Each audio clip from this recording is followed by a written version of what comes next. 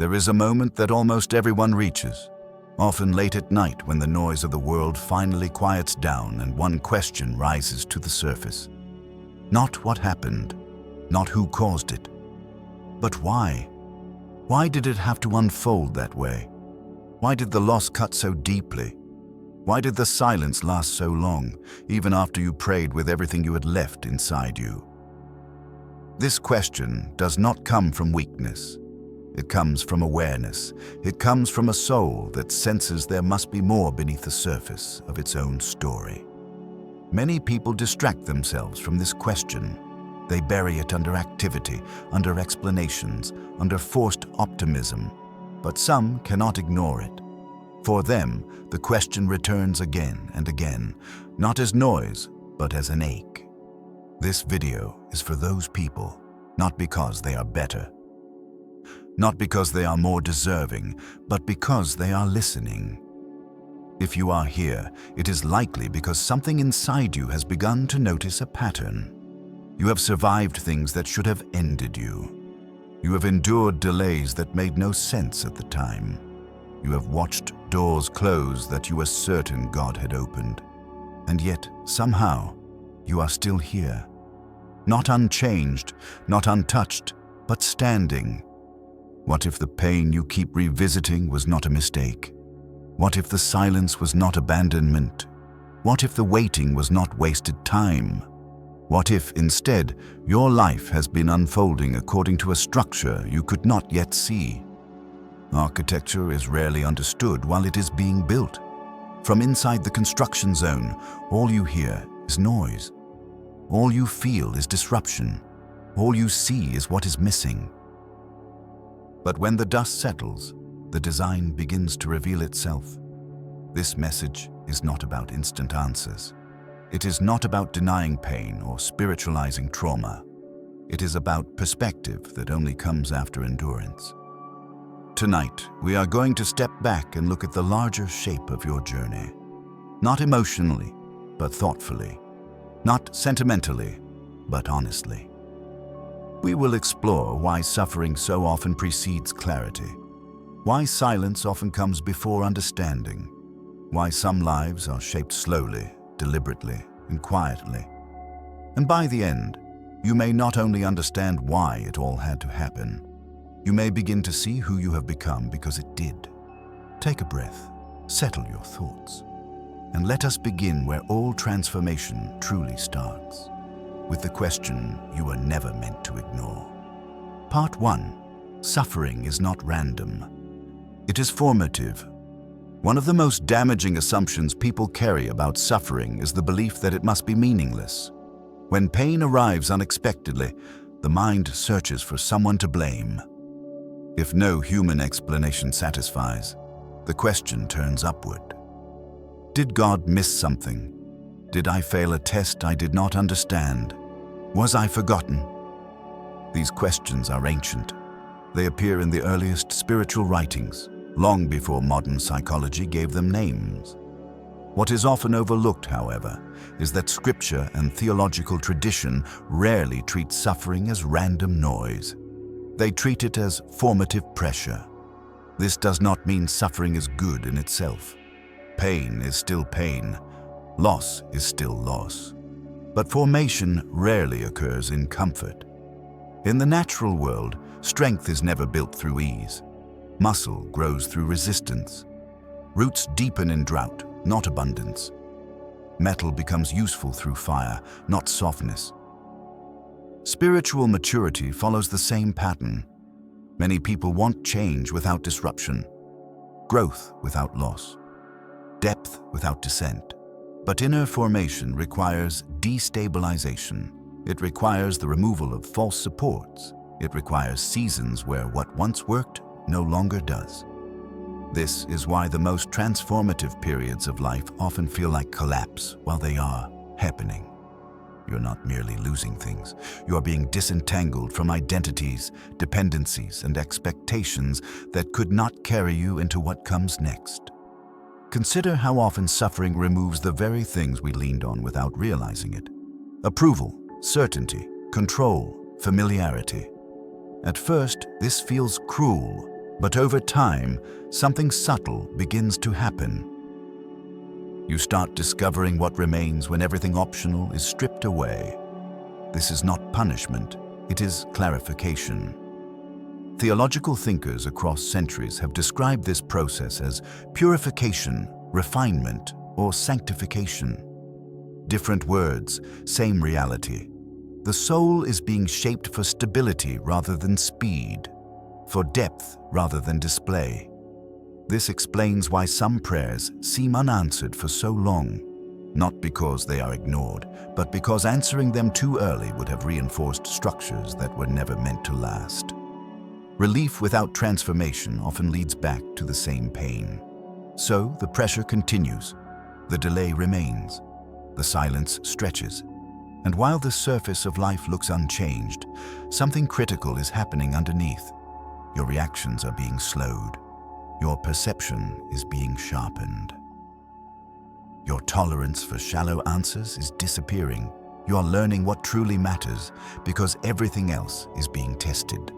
Most people never reach this stage, not because they lack faith, but because they escape the process too early. They numb, they distract, they replace. But you stayed. You stayed in the questions. You stayed in the discomfort. You stayed when clarity would have been easier than truth.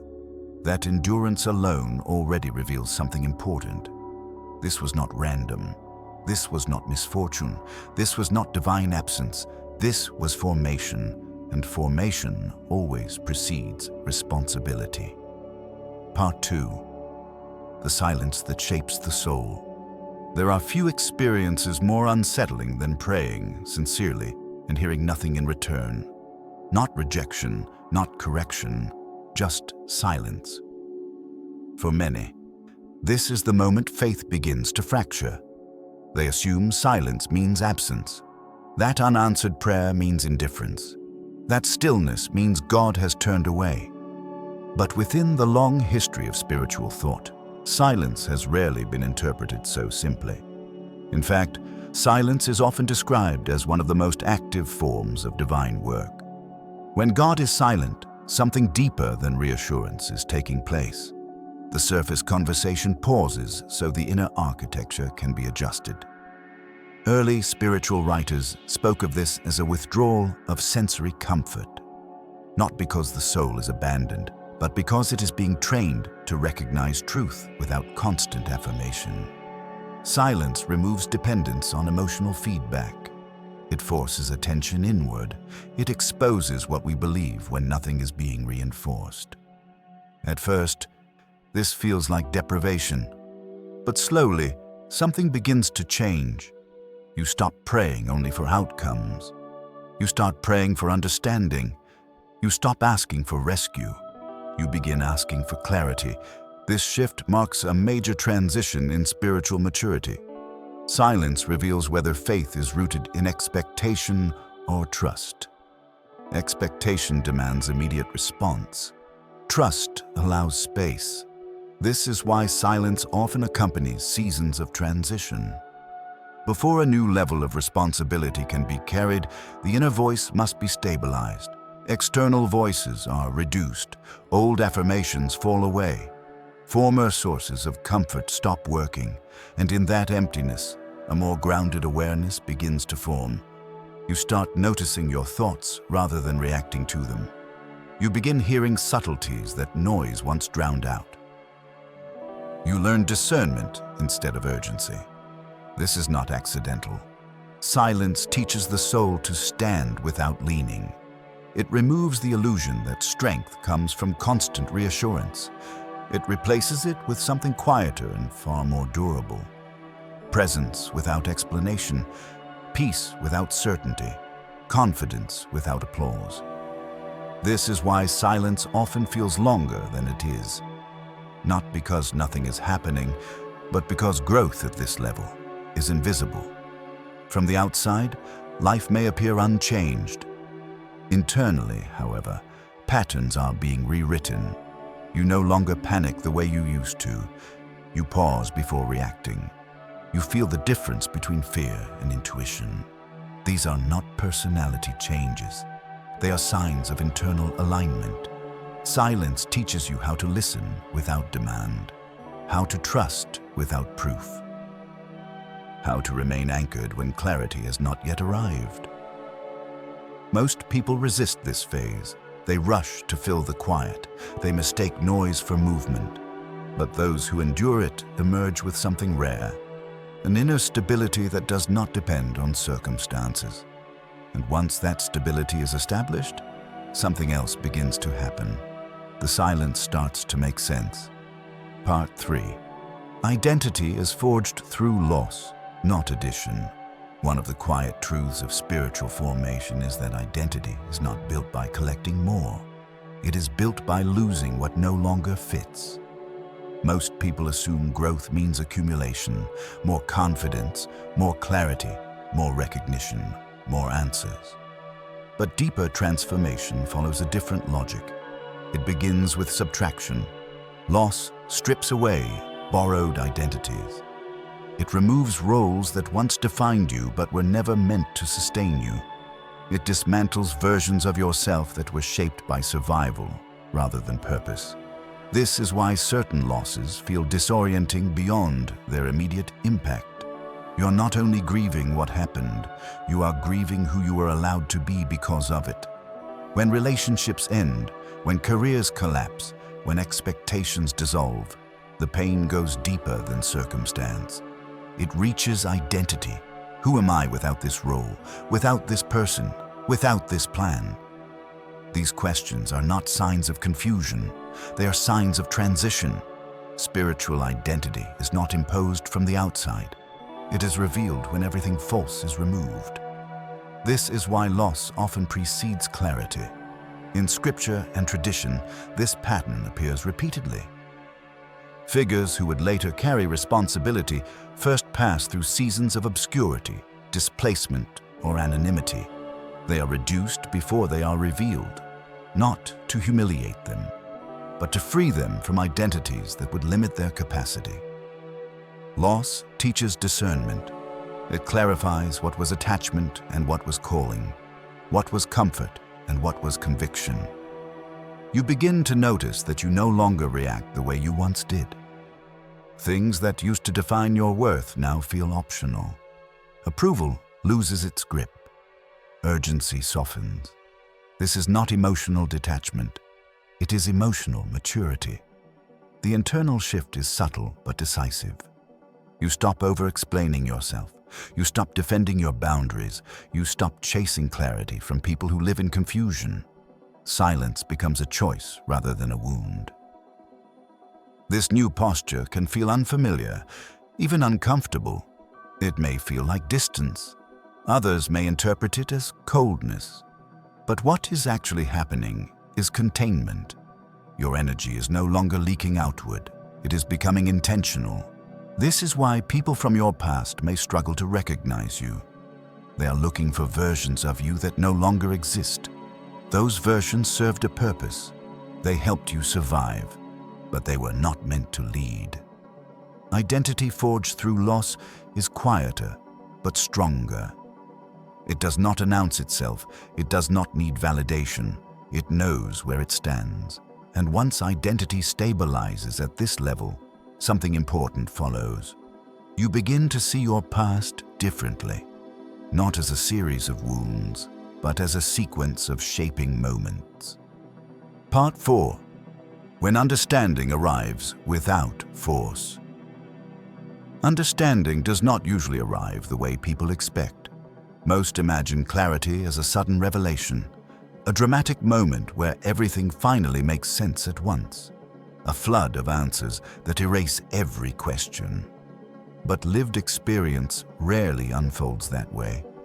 More often, understanding arrives quietly, almost unnoticed at first, like a small internal shift that changes how you see something you have looked at for years.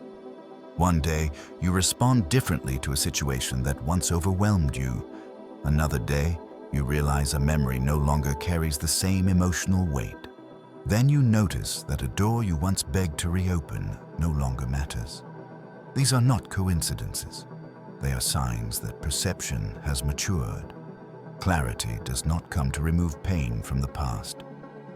It comes to reframe it.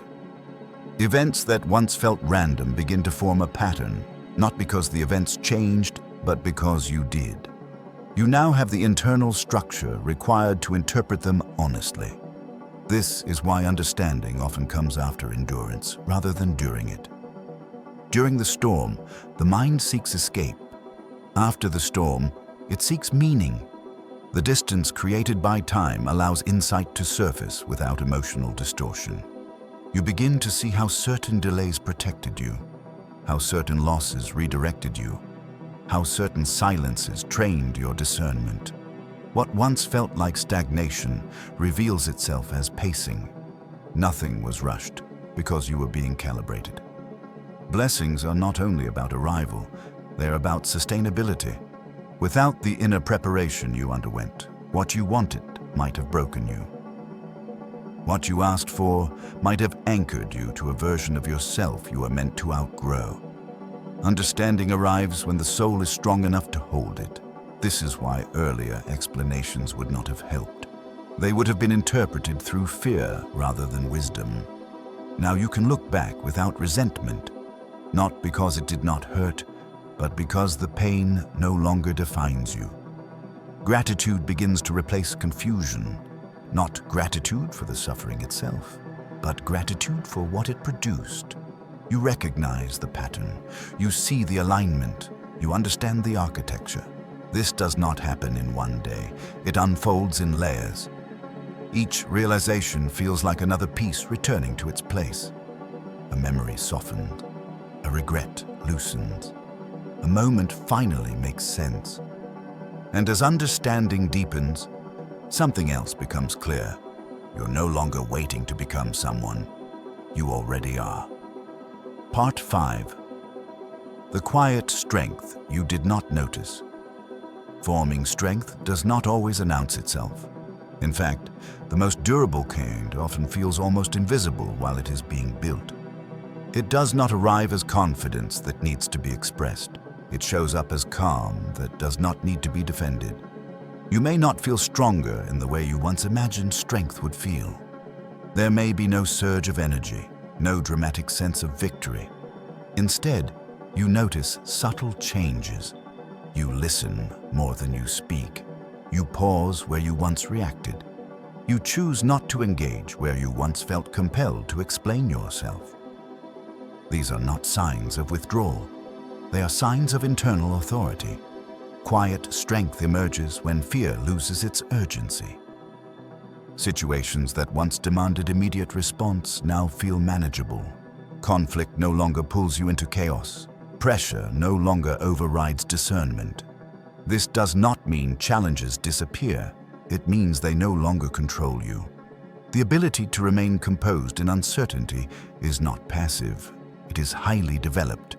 It reflects an internal anchoring that was formed through repeated exposure to instability without collapse. You have learned how to stand when nothing feels secure. That lesson changes everything. This is why endurance is so sacred. It rewires trust. You no longer rely on external guarantees. You no longer need constant reassurance that things will work out.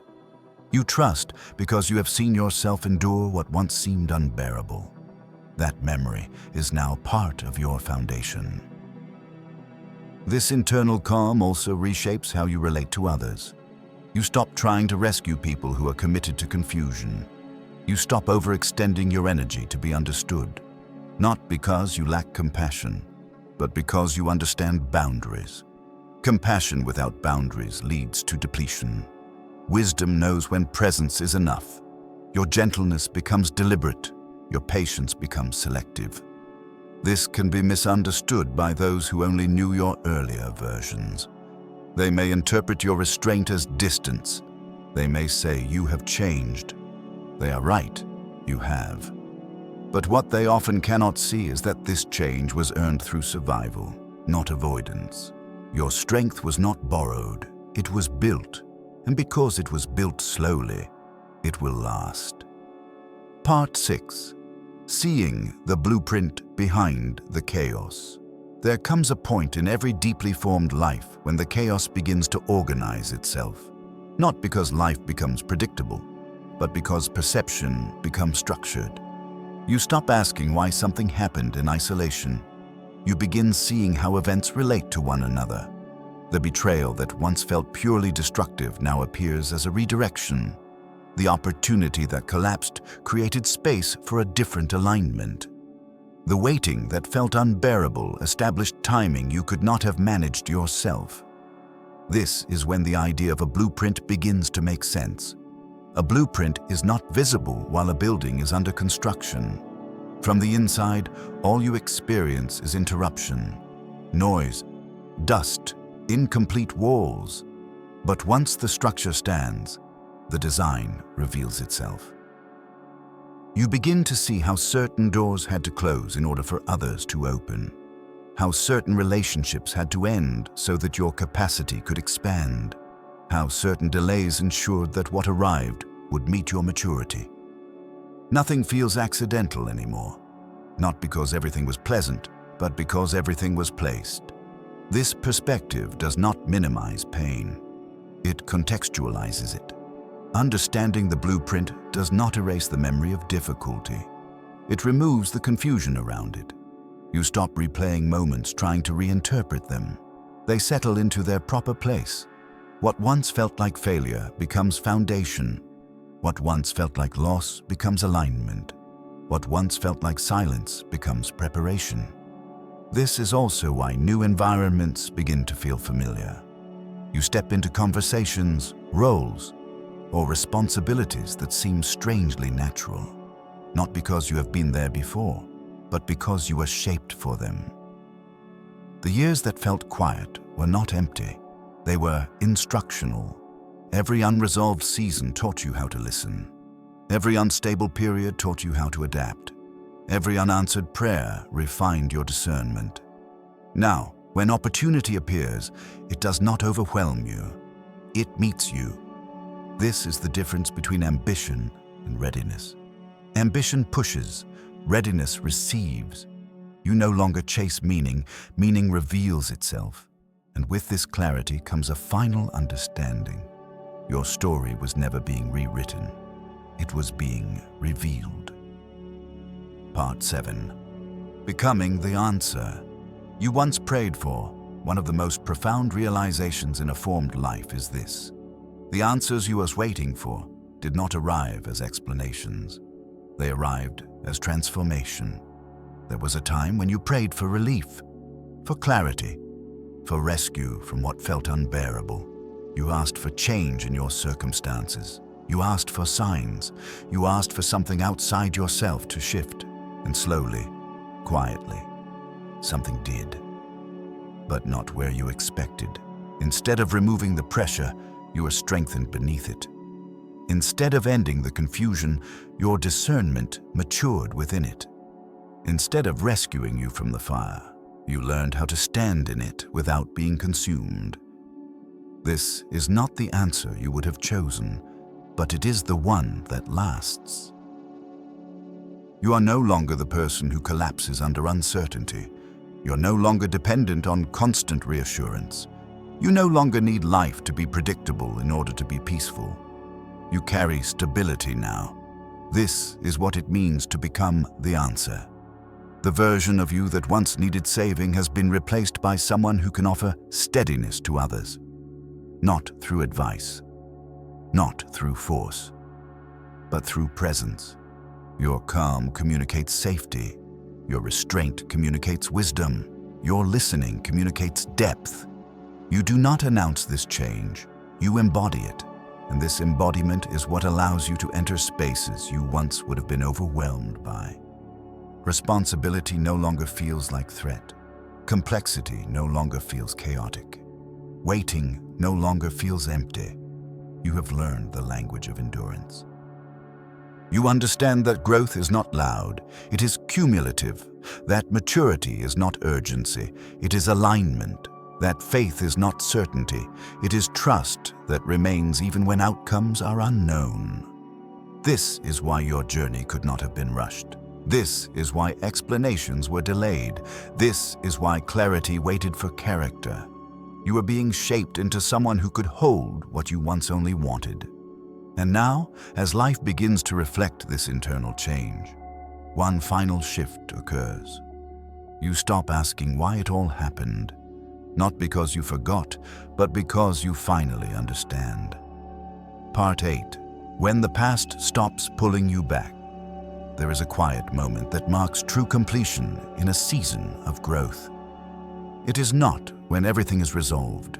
It is when the past no longer demands your attention. You may still remember what happened. You may still feel echoes of emotion when certain memories surface, but the weight is gone. The past stops pulling you backward. This is how you know something has healed at its deepest level. You no longer revisit old moments trying to correct them. You no longer replay conversations searching for different outcomes. You no longer measure your present against what should have been. The story has settled, not because it was perfect, but because it has been integrated. Integration is different from forgetting. Forgetting erases. Integration assigns meaning. The experiences that once fragmented your sense of self now feel connected. They no longer exist as loose ends. They belong. You can speak about them without being pulled into them. You can acknowledge them without identifying with them. This is the freedom that comes after endurance. You stop asking whether the pain was worth it. That question only exists when you are still inside the struggle. From the outside, the question dissolves. What remains is recognition. Recognition of growth. Recognition of alignment. Recognition of the quiet intelligence that guided you through uncertainty. This is also when gratitude becomes possible. Not performative gratitude, not forced positivity, but a steady appreciation for how precisely things unfolded.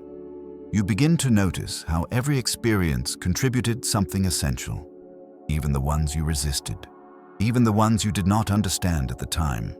Nothing feels wasted anymore, and with this realization, something else shifts. The future no longer feels intimidating.